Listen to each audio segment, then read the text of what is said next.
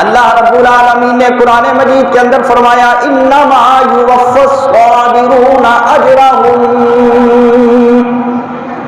بغیر حساب،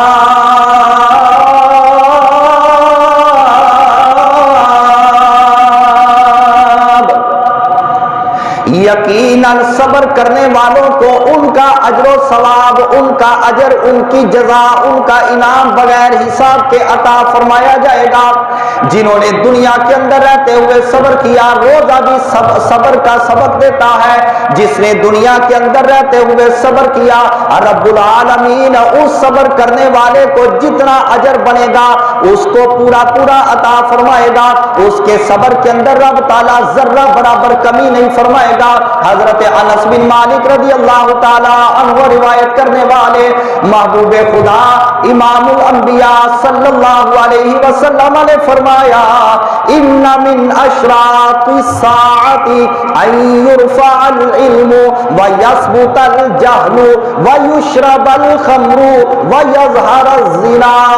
حضور سرکار نے فرمایا قیامت کی علامات جب ظاہر ہوں گی ان میں سے یہ علامات بھی ظاہر ہوں گی۔ میرے آقا نے فرمایا کہ علامات قیامت میں سے ایک علامت تو یہ ظاہر ہوگی، علم کو دنیا سے اٹھا لیا جائے گا، دین کے علم کو دنیا سے اٹھا لیا جائے گا اور جہالت عام ہو جائے گی، جہالت کی کثرت ہو جائے گی اور شراب پی جانی لگے گی اور زنا بدکاری عام ہو جائے گی۔ اور نبی پاک صلی اللہ تعالیٰ علیہ وسلم سرکار کا یہ فرمان اس بات کی طرف اشارہ کرتا ہے کہ جو بندہ دنیا کے اندر قرب قیامت رہے گا وہ ان برائیوں کو اپنی آنکھوں سے ہوتا ہوا دیکھے گا۔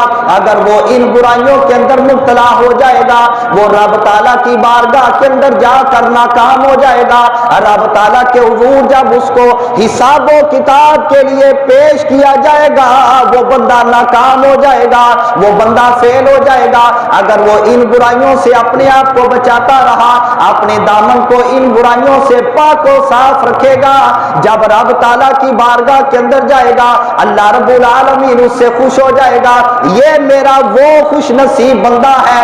ہر طرف فتنے تھے، گلی محلے کے اندر فتنے تھے، حتیٰ کہ گھر گھر کے اندر بھی فتنے تھے۔